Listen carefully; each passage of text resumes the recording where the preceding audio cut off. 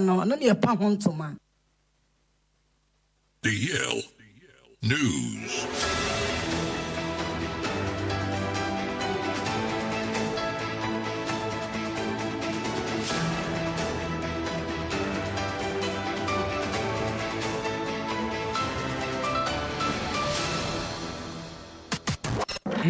It's official. DLFM 106.9.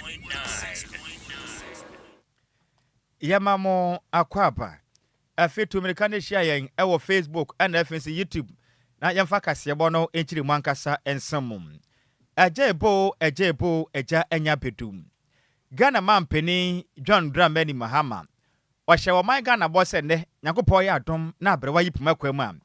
Obekwa kopie mu ewo man Ghana ye mahye betwam na one wo man edi kita ho titiriw efa o man Ghana hyehye pa hodo de agu ho ede ma o man ewo fimpimienu ene aduonu nsia mu ene wachi nso hyehye pa na aban be waye ede aba o man Ghana o man ye kwaye nim ye san ye chi ne matesen no Ghana mampeni emohu nkomo emfa nkyere ye ne na meka sai Ghana mampeni John Dramani Mahama ejina o man Ghana mahye bedwam a o man yi ho enkontabuo mechire state of the nation's address oguso ode ho nsem etudwa ewo man Ghana mahye bedwam na nna ne kasa mu no ode nsem atudwa ekire mu a obetumi de nsa esinebo people aka akira Ghana for say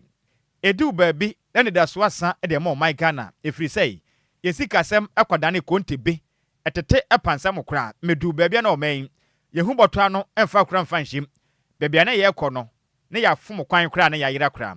nanso one Ghana mampeni John Dramani Mahama baye watumi aboa ne hyepa egu apono so maman yakwa ne mu pa ompuntu ma nyame nim ne kure ne yesika asem bibia dadiam ne ma ekonkan ede maman Ghana mampeni kasa na okasa ede fa ye state of the nation's address e won nefia dan ogefo bo soma ye omene toso aduonu nson ena mampeni ekirem se meka se de omanyi mu bibia egu so kɔ kama ewo mu se hyepa wo ye no wabere pa wamfa na ho gron so ba kokora nanso enam se na hu behia na mampeni betume se nkete na waboa na Ghana fote de nentene ne atadwufo wa anamopa ne hyehye pa odi gu akwan mu no ma Ghana sisi amikese no yeteso emfa so men bibia ekonkanen Ghana mampeni ekirema abanada otwa men obehye oman bo bebre na obeboa Ghana ode Ghana bekɔ bɔhye asase so nanso kɔwi akire no na oban Ghana yesika sem nyina akɔgya ne ta ebɔkra ma yehu bɔtɔ no fa kra fa na simika se de resetting agenda de bae ne abom we si Ghana fofre ne Ghana adane abruchire yakɔya ne mu pa ma bibia kɔnkan o mampani ekyem se yakase sika sem agina brane ene yesidi enya hode ne sonko am watumi ache $, ede ahye ne motuom apa no suma meka se ne moje $2 a Ghana man yakɔya nim ene ne maboa kɔfɔ mo man mu dodo na edi ho adanse se yes o mampani adwuma pa wa ye ne nsa no adwuma no Ghana fo nyina edi ho adanse Ghana mampani ekyirem am yanka nkyere Ghana fo se o man yi kan kɔ ne sika asɛm na o man yi daakye ina di so ade hunu nti Ghana fo ye ntan na kyine sabe bɔ mmɔden na o man ɛkwate bi mu ɔde na tan na kyi a daakye den ye nyina ebedi bi. Today, Mr. Speaker, I can say to you with confidence, Ghana is back. Ghana is working again.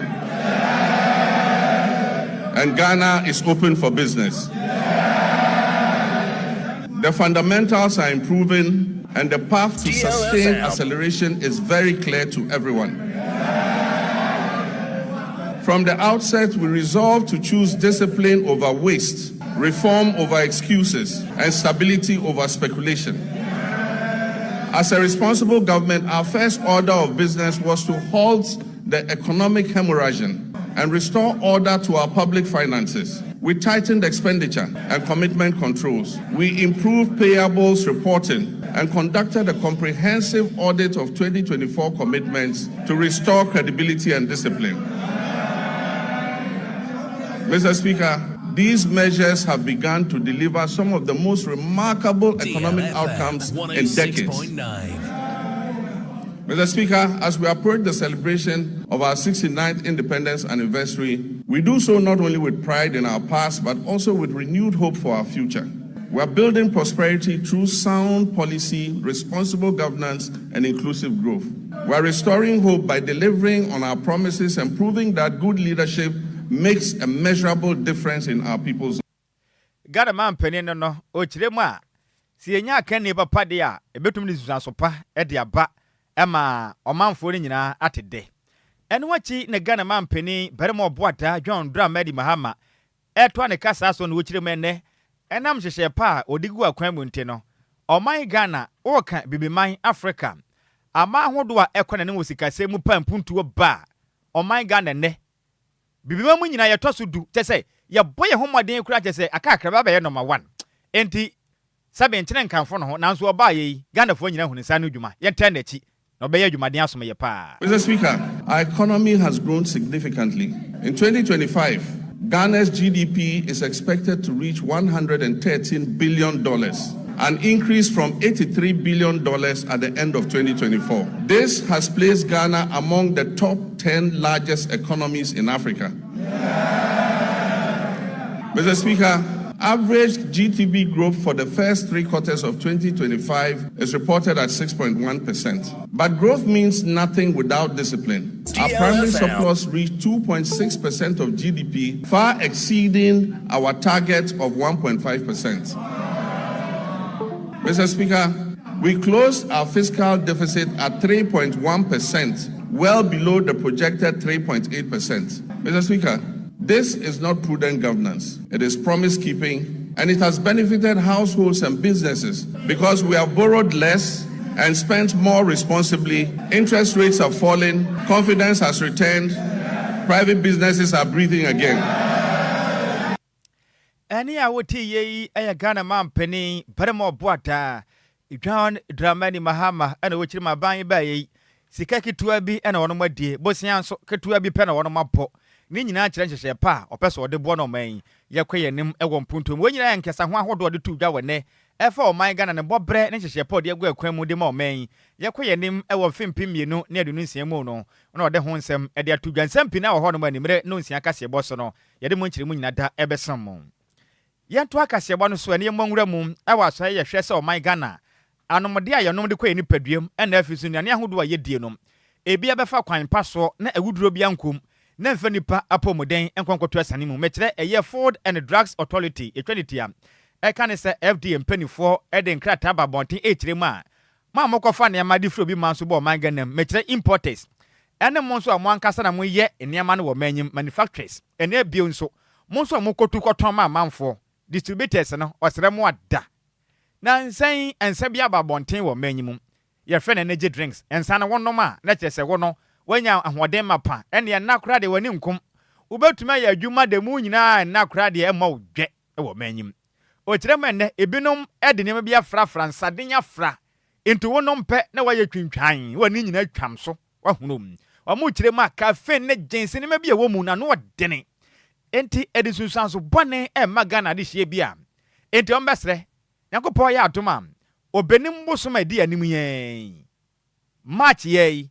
enka sanko na wie yepe e wo mfimpi na do nsiamu no saa mo a mo ye energy drink e wo manyim mo so amokofa energy drinks e de bo man Ghana mu a saa insade ni bi wo mu no sunne mo prapra kiri mo obi anfa bi mabio efiri se e ha ni papa mu den na FDA mpanifo kirem se wo mamoden aye hwehwemu soronko e wo mra na wonom e bo moden digita ho ahodo a wonom e register manfo niema e na wo ko hu se ye Public Health Act eye 2012 article eye 851 no na mo hwehwe mo hu se o dabi na mo energy drink de ade ntina sabre koma ne konoma na naso aye hyesa ne santi enya de obepene kwama sa na motuo no o mama no akonkan wona mo kire ma o man hwehwe mu akwa kire pi ensaden no edu babi na ensaden a mo ma ne pa hunu se we ye ensaden no hunu susunsanso sene se mo betumi aka se we de eye energy drink keke na kobane yakotwanom onom wie pe na waye twintwan na kofa pomuden ekokoto ohamu ni sente omosre yanka nkyira de fure nyina se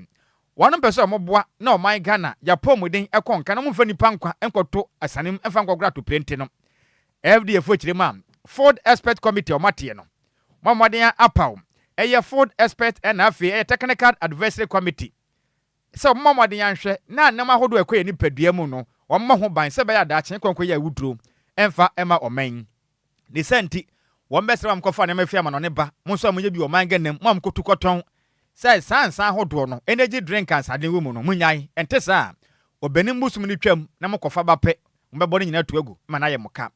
na nsɛm we mu no na de yɛ kasebɔ tisi monten ene Ghana de hye de nkɔmɔ sɛ nsɛm sɛ na bo na muso mu sɛn ebi kyerɛ mu ɛyɛ pa empenifo ayɛ de papa na sɛ be wakɔtɔ energy drink anom na be wie na ba yɛ de ɛnya de pa ebi kɔ akyerɛ mu a wi ɛyɛ ade bi anka wonom a ɛma wani yɛ den wo fili fam wani gye wotum de dipa titibidi nanso mpenifo akyerɛ mu ɛnyɛ energy drink a modern sade afra de ɛnya de a de na mpenifo atwan omofo a hyɛmfa nto so no momma ne yɛ ho ntɔ yɛn drink kra wo sa energy drinks aba sɛ oba sane sɛ anka yɛyin free system no because hard drink pa me say no me started you we say first na me body because of obi adwuma ntino obi bre me drink na me ton drink na obre me bi so e fine me num na me num a me ntumi da na me nim sɛ no a e chance realize sɛ drink na me num na me ntumi da ntimi e very dangerous ntimi say me ton ade ba sa drink this energy me ntom bi nti asa oba time no ya me wo nuanum be ma a me ni nkofo ma boys ejuman e ka me kwanka yen every system mu eno mu ye better because obi e addicted to that say anybody send pona so bi obenya bia obekwa akoton na wakwa akoto na nso akofa yare ba e say your boys any man bi su you sunti me dey me to me idea no say yen free system mu kra na your boys no nya hoto no mu nko mu nim no mu be ye nyimbe penyimpa me dey so mu free mu a me no mo ya adwen kwade a embo nipa de ensese ko nipa mu se wi so no ma wani jipa o but om si wi ma ye nom because embo nipa it is om ye free mu a embo nipa nti na om so mu ye free mu no sa energy drink ne de me hu ni say on say on ma wontumi na on so a on say be mu ayemre nti se kwaba sa na na say nipa na apomuden nti no om ye free system no ma drinks bia yan say my infections be pre and I say e de yare bi ba yenim say yenya free drinks no I think say me decide say yenyi free system no because emboa food and transport for no ana eye hwehwemu ana mo gitum say emla market ne yento na omo amasa twa omo hu a say ye nja omo pesa mo ba ne a mpanyifo no do ne ba market foforo mo mbo mo dia mamu ndi sikachi omo gi sika ne wi a na omo so mo kwasese omo product na kwasese omo san no I say awase yemfa we ngum kakra de mfa we ngum kakra ana de ha wo na ya den aba nti mpanyifo no omo ntu anamono ye ani a woti ye ayo man Ghana de hia wonom akere omadwen e de afa energy drinks ahodo a woma moden afanyansa kwa so de ensade afrem e na wate eho amaneboi yanto akasebo no so yemfa ani mfa nkire mu e wa Sante Mountain yenkopie mu e wa Mansie South Mensinim e wa Sante Mountain na se beboa na akyerɛkyerɛfo a wonom ewo nkuro nketwa e na afi nkurasem ebenya baabi de omutira tro na homasua akonkenti no oniminyamfo Enin Isaac oya assembly member edema achiase electoral area ewa Mansie South Mensinim wa Sante Mountain mu waye twede amponyankopon so adwuma pam obo adwumaden ede atai akyerɛkyerɛfo achi moma ye ahoden ya adwumaden am wakwa akosi na teacherfo atena ya bebe akyerɛkyerɛfo de omde beto nyamianim nukure ni waye nyame so adwuma pam na mna oniminyamfo ede nsando tudwa okasa na okire mam ono waye former teacher ni wakyerɛ de pen okire ma ono waye okyerekyere ni a wakyerɛ de pen na onim sɛ de adwuma ne te ɔhaw pi na wom edu baabi akyerɛkyerɛfo yi omunya baabi mpo emfo mutire nto o market ya nso fia sɛ wɔba singlet ete sɛ wɔfa me singlet ehyemi aso wɔbanum na kyerɛkyerɛ ni baabi obetwa kwan ten pansa watumi akɔ akurase baabi akɔkyerɛ de ebedu baabi mpo agye sɛ ɔkɔ ho adan na dan na ɔba han no bosom bedu afi bekwawe na titani antumi ansebi wansidi amfa mobra eba ne sa na kyerɛkyerɛfo no yɛnyere mo ho ne santi onimo hawa ahodo a ɛha kyerɛkyerɛfo kankampo mɛme ahodo mutufu magudie no ɛhɔ ne mo dan bo no untumi hanye wo kyerɛsɛ hɔ no na akɔyɛ man inside kyerɛsɛ hɔ no kyerɛsɛ wa wonni sika pa a wo bo untumi handan ne santi no wadwena kyerɛkyerɛfo no wɔbɔ no ho mɔden akosi atran ma ɔmo betuma nya baabi ɛde omuti ato na homasua akɔnkanen oniminyafo Enin ɛde sɛ de to dwamra manso eye aponapon mensi kroduanim na wom homecoming 2026 event to dwanom ena bo modea etu sa na mompa ya wom bopoto e de bo kroduanom na wom esi atenaye mete teachers quarters de ma chachefo nya baabi de omutira tro na odi nsemi e de to dwa teachers quarters enti teachers quarters ne say manso esi ana ye dan ha no ne bo aidin the teacher ni high dan a year 5,000 a year 4,000 sebi obekokon no enye dan bia akonanim pa etigi na atechefo center oba ye so community center adu and roofing. Nti mesre obi biara wo manso do. Obi biara wo manso aprapom do. Obi biara wo dwene empuntuo ho. Se unya video hwa mesre atopa megina manfo nyina na nanem kobetifo nyina nem. Esre se mommra na mabua aprapoman. NGOs for ne ofo nyina emra. Wura enterprise for nyina mommra na manso aprapom. Ah wa Manchester South district no. Ehia mpuntuo. Woni ntina home campaign esi ne se ehia tiscotes any community center. Yesre any building materials bia so all the bar ebeche. Network problem. Yeah, we problem with network papa. And the also and a light extension pa since 2008 light be problem ha. Enya extension da. Nisa no ma we there no ma bia and both wa so nya platform. Military le nyina ye how kese pa. Ene ye how kese pa. Ana ma boss we. Eni a wote obo wura mu awa Manchester South mensenem awa sentimental am. Ono na ya de hia wonom wo achiase electoral area. Wonom assembly member. Ne den edonum nyamfo enin Isaac. No mbɔ mmɔden abɔfoto e de aboa apɛ baabi a akyerɛkyerɛfo de omuti ebetom. Na eno achi na onum nyamfo kwaku abɔne. Oye chairman Edema Small Scale Miners Association. Ewo Amansia South mense no bɔ mmɔden a womutu efumagudie enkuma mu kwampa so bɔ adwumaden yepam. Ode adesre e de ato omomka biewom maka krahye mata so. Momodiana na momwa wonom no mamputudwuma nkwoso ewo nkronkura hodom titiriw ene Amansia South mense na mtuma pa ekroni fa ntuma pamfura na mpuntuo ma na adehye omon kotem ho no monso omon ko mani mpuntuo dia ebeboa ye mofra yana da bia ye kan ye da achi ne ene ne nti sene dwumadie ya omudi ne se omode eboa manso na o se meni menua no mu sene mo hwe mo a ye beboa na omo so do ma kuma so mo bibi dia boa manso anu ti na wuhu ye ha se ye be se ye beboa aprapo ko da no school ani o ma teacher for bia o mbeda nti mu hu ye ne enya ne bone so ye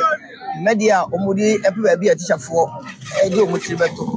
enso ye pese e manso etimi ekọ na nim na sade na kuma setie no ye pese e boy homodien samre ya ye enso ye mrantie ye pese e boy homodien na ekuma ha no ye manso etimi se kuma se nti na ama yetu e nine free info so ye se me nim nua ye ba beboa se mrantie no na metu omufo se edu ba bia enye abrabo no enye gigigi ye abotre ene kakra ene anidie nti enye mpre ho wo hwe menua bra dwonwa abreye pa ene nyame ato ya nyame to ni sam so nye ono nko ana wodi ka se Christmas wo hwe ya dwadie bi kɔ so ombo odwa bi wo ekɔ depo ho no oye papa we ene boss adwa na oboaboa mansofo a sebe mpradua sam bi wo mu nsam no to ono so obo no modene eboa emofra ene emrewa a omwo ne mpatu aso ene na oye adwumaden yi pa ene a wuti ye no ono obo adwumaden yi pa wa Manchester South mensenem ne den ede Mr Kwaku abone ono ene ye otitene ne ede ma de hya wonom etu efumagudie enkuma mu wa Manchester South mensenem mekire chairman Edema Small Scale Miners Association ewa Manchester South medin ede Mr Kwaku abone na ne kwakra mu no ena de hya wonom wo manso apono enso bomode ade nsem tudwa ekirem am wonom ebesre Ghana mampeni bemo boada omosre na da edum pempenso bi a womakwan enye o asese chese wo hwese de kwan ni bia ya ewurade Nyankopon ase kontibi awie se kram eno wachi network enso nhyeda anya papa o krom ho no mum enyinam kanea so ene ebobo ene kafreka dwo ebo na ene na esen coastofo ne mo esei enti omesre mpanimfo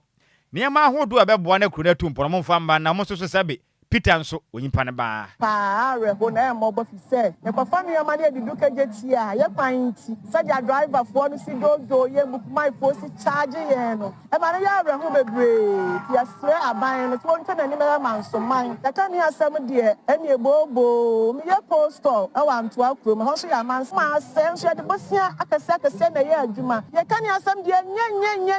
nye efi November de besi ena February ana se ena anfa February am no kasa chese kan ya asem nya no so frege cry so television so show ena ye nyina no yesusu se ka ye betimi enya teachers quarters ena ba bi kakra ye program no ho nye se de mobile mobile DLFM 106.9 na ya hwese de kure ekuro mu de se wa wo o ha bebre wa wo mu nsusem ne ekwan no kra no won se wo ba kuturu a wo ne ma bedure nyina ye wo ha ye wo mu se ye ne ye free ha de ba ye ti se o mu ye sa program we no e wo se ye so ye ba na ye beboa because anye bibia no se o mu wie na o mu nyesika na o mu de ye kwan na ye nyina obi a fa so di eno nti na ma se even baby a na se bi ye beja ye na kra no na e problem ma ye. But the infants last 2 years or 3 years now, Omubi. Men so the more count for one no. Tano de to abayi penisa or may you do man or ban one here. What to aba me penny be? So may be no banasa wanya, a hard you at a pam, papa. We are desha one more manso upon and no a crudiam. A share a man says out, mention nasi our santimante, one more question, and a day assuming. Yanto akase boro so ye monfa nwura mu wo koko nsensem mu na omanga nam na nsen koko ho nsensem no ayire sesra enyasem kuma na nsan beto dwa se wiase amansan so nyina koko bo no so ate ena Ghana mampani hwe ye hunu se so wakasa obeto omanga na koko no bodada mu a ebe ha oman sikasem ni senti ese oye hyehye foforo na oma koko no bo no ekofom kakra se be ya ban ebetumi nya sika to na akuafo nso amukoko sisi madan mu a munya sika emfa mbom ho bra no obenya kakra de apodwo manom eno nti Ghana mampeni John Dra Medi Mahama eti koko yi bo so edi free 3625 Ghana cedis edi begina 2587 Ghana cedis na se beto odwa pe ene kofa ho ye ba o manyim koko akuafo yi enyasem kuma obi a kire na dwen eno achi ezo obi aka de ope na nsem we mu no na national best cocoa farmer Mr. Edward Kwame Yeboa odensema to dwa kirem say na wan ye person ne enipa bi akwaye wonom ho hwinta dua kira wonom adane cocoa aban ti suei ayana manyosem eba ne sa emwa odensa do to dwa mra na wonom e friends entwerefo nhyiemu awa hafo no not mensenem mekire nankranso e na odensem de to dwa no numinya Mr. Edward Yeboa Kwame ekirema obesre edum pempenso a nsem bi ha adwen efrisem ye hwe wiase nyina kokoo ne bo na akofom na so mampeni ehunu se oto man bebo ka ne ye ho bekire yen na sa ban ateso a we di papa so opa homa so kanya ne boni mu adenti ene enumu akwafuei enya abotre na nsem we nipa bi ahya dada na manyosem am yade ya manyosem ne bedu baabi omaga na kua onsensem so ye beda na manyosem yin opa ne kirem a obesre so oman bebe yaduro no enya bibia na ye se dede ya manyosem yamma ye ho moden ne yanka no kura nkyere ye ho edu baabi adom kuma no e kyerɛ wo madwom de ya manyosem sa pepe na dom kese ne nso e kyerɛ wo madwen na mo so de ya manyosem eba ne saa ebe ha adwen ne bedu baabi no oman Ghana kokua akuafo bra mo bra ne so omote ni Ghana akuafo aho kyerɛ mo na mu no eba ne saa de kwa ya manyosem pe empanifo hu mo bra mo bre ma mo so maso be ye hyepa ne senti wo mbesra Ghana ma nyina eni wo manfo nyina yenta akuafo achi na yentai abanti ne nyina yemfa adwumaden fa nso mo man na neoma kɔ nanim kakra nkra aban pagya buonum na nisu a Ghana kokwakuafo te no wonom nyam nsuaso okirem a papa so pa homa so enya ne seyem ne senti omo nyina de mpaibo etan Ghana mampani achi se wate kokoo no bo no so a omo ne ya adwen fi se wiase amansan bo no eso ahwan na mom aban sha fa gese pafa ngu aponso se be ya kokoo no bo a wate so na mirepam neema kɔ nkane a kokwakuafo ebetimu de yɛbɛsɛ Ghana aban a wɔso ne amonyoku ahodoɔ a wɔ Ghana nyinaa ɛdɔso obi aka ho mɛsrɛ sɛ politics yɛde wewu akokoo mu no ɛmmoae ɛfiri sɛ kokoo ne kura ɔman no asɛm wɔ yɛ asɛm ɛho hia me paa mebɛyɛ national best am sɛ no mɛde bɛtoma akɔ asɛm de ato dwa sɛ bɛyɛ mpanimfoɔ bɛtie ne atwe yɛn ho afiri kokoo a yɛde yɛ politics ho ɛfiri sɛ de oyɛle kɛseɛ bɛtuma yɛ dɛn abrɛ ɔman no yɛhwɛ Nigeria sɛsi a ɔyɛ la ɔmo wɔ no hɔ ɔmo de politics awura mu ɛnnɛ ɔyɛ no ayɛ bibi bisibisi basa wɔ Nigeria eti ekoko ahwe ɔman enye timba enye gold koko an yɛsɛ yɛ dɛ ɛhwɛ ɔman ɛnde kɔ ɔman no na yɛ de politics wura mu ɛsɛ na ɛyɛ ana eti minua nkoko akuafo aban ɔbaba power bia na ɔsɛ yɛ dɛ yɛtaa n'akyi na ne nhyehyɛ ɔde bɛbɛ fa koko dwumadie ho no yɛn nyinaa bɔ ne twidɔm sɛdeɛ bɛyɛ a koko no bɛtu mpɔn ayɛ dɛ ama yɛn yɛnya bi de asom yɛn ho ne yɛnya bi de asom wɔ ɔman no nso anaa nyɛ saa nɛteɛ ananya saa nɛteɛ enti Mr. Edward kasa mu bieu ene wosan de adesre eto oman Ghana koko akuafo nyinanim sei obesre ya da yɛma yɛ ho mmɔden a na yɛne aban no kɔbrɛnkrum na yɛnyere yɛ ho ɛmfa mpaebɔ ne adwumaden anta abaachi sɛ bɛyɛ a ye kwe ni yemi adona bibia kwa nkane a omampani so betumi abone kuku bo no watum ama kuku akuafo na meken kan niam a muje gu akwan mu de be ma akuafo busuafo siesi abote na kuku akuafo makase yenye politics nye pa aban na chi a ehihye no nim se nche bo nde peja amanone e peja so be dai e be boayen aban ne se obema akuafo 70% okoton na dwaman so na fe de be karo o de abo man no de it is about the peja ye de 70% de de ye na no kan so be automatic price adjustment na se e koso ho no na o se koso so e fa hanso something na me tell no enti sa ban na kan sa de a ne hia me pe ni waka o mo fa nko parliament na se no mo kan se Ghana ban ni Ghana kokoko so mo fa asem no nko parliament ni pass bill makoko akuafo because adwuma na den ana anya den kokoko adwuma na anya den ana o mo nko pass bill ma kokoko adwuma no anya den ana den enti eni awuti ono ena ye national base cocoa farmer Mr. Edward Kwame Yeboa ena woteni nkenama ne boy yensem twire ni Barbara Kranten ena di free asantemantem ebesom yen yenyina we so ne yemo madwenkyere ne tew ne yemu kasebo no komu me wa faase Richard ahwede aba no so ma ya ha Sammy B wo bo adwumaden pa esom man ga no hwe life a na ye DLFM DLFM Anes Gwetri station on DJ Ghana man fide ni so na kasebo enam na wo kyerem se ye bo adwumaden DL kasebo no wona po me wa faase Regina Buadidi aba no se wa fa Sammy B wo hote se me ho ye pa me wa faase wo so hwe life edi free achemota market DL news in fact e mo de sa no manam me wa faase DL kayete di aba no so hwe life edi free kofrodua nkurakan in fact epie manteno hwe free o man ahapa me da se me wa faase dola ya jewaje di aba no so ma ya ha Sammy B o hwe life edi free achemota DL news oja wom no di jane di atuato o san di aba no wo kire me se ose alcoholic drink ne de ba ko pe eno ndo onim se ye otumi modin de aka ne nyina no enye kram wasan de ba no wasan kire me se okay eno a na me wafa se comfort we comfort boache o se good afternoon wafa Kwadwo o hwe life e difference awom do bro me da se na o se ka se bu ne jagwom o de jade atuato san so na me a me wafa se Samuel Foli Boaten ya na musi no ton credit first sentiment mo de aba na o se greetings to Alice ono owo manso epi enti odi ncha kese pa eko ediama na wafa asa ni den edi Alice ewo manso epi honom ena owo enti wachia ne pa me chia ne abusua ne nyina twede yampo yankopon onka mo nyina mo ho kase ebo ne yadisi na birthday ba kwa ba me monitew na nadwa sikin na pamfo emefa kase fide mo besom sompa kofi bua me na yenko Facebook no so we aya woda kese am eko ediama me wafa ase Frimpong Rooney Emmanuel ono ye P edema DCE edema Afija Kwabre North na we efri eye Honorable Emmanuel Jackson aguma ono ye DCE edema Afija Kwabre North ene wose say yanka nkyere wono ane wafase nimpon ni P obodwumaden wadere ede ta na chipa wo mensenem ne santi senior man Frimpong Rooney Emmanuel wona we ye P edema DCE edema Afija Kwabre North enti we dia wa senior man wa DCE wo somo no sompa Honorable Emmanuel Jackson akuma DCE edema Afija Kwabre North o say opo sempa so ma happy belated birthday endra dana ya woda te yankopon de afi ba kwa ka amfia yankopon hira pa no woda no onye no soronko kwa kukwam mpa ya wabona de pa bia wa susu otim yankopon emani nyina emremu me wafa se babla kranten ene different sentiment embeso ene sanso na we so eya woda soronko ekọ ama Hajia Asana Abdallah Hajia Asana Abdallah na wochirema ono an ho kafo do ne ye pa enti Honorable Abubakar Sadiq or the DCE edema hafo ano South West ana wochirema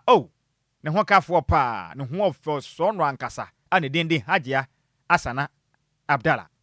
Yankopon asiesie nipa de ama no de afe ba ko aka ne mfa Yankopon hia ne pon ya ne kese Oma omotena na omote no anigye mrem enkwa tenten Yankopon fanka ne ho kokwam mpa bia wabotwede ampo Yankopon oma ne nyina emrem so happy birthday ekọ de ama wo Hajia Asana Abdallah we every one kasa wo kafo ukunu wo husband Honorable Abubakar Sadiq ono ye DC edema ahafo ano Southwest na wo se yemfa awoda sunkwen emfa emma make se me wafa se afi ba de ba kwa ba no chim se happy birthday ekọ de ama wo adwoa wo himan na wo kyerɛ mi sɛ ne mpa ebɔ ne sɛ twede ampo Nyankopɔn ɔnkɔ so anya wo kɛseɛ na ɔnhyira wo pa ɔntie wo mpa bɔ no kokoa mu nyinaa na ɛna wo da Nyankopɔn de aka ho no anya no soronko kora ɛmfama wei efiri wa wo ho kafoɔ asanka gagai na ɔsɛ ɛmfa wo da kɛseɛ wei ɛmfama ntoma me nkotu ne brɔfo no ɔsɛ happy birthday going out to adwoa inside himan. It's my prayers that the Lord will keep blessing you and answer all your secret prayers. Have a blissful celebration, sweetheart. From Asanka Gagai. No, say Yamfa Awoda Sunkuwi. And from your father, so one faint, Yanko Point Shao Cram, Yantiase Cram. Cassiabonia, dear, Semu Semu for your maze, maybe entry the same Edima Tomrosia Tuntumso, you know, Wafe Pam. And watch more for a champion terror. You're finding her honey and crab war prankins macroom. Or no? Abba. Obias Rono. On our boy and Fitanduku. On far water now, welcome from her. Or the echo PM of Facebook and if YouTube Macasebon when you be here. Now, Obia Juma we who don't tea on na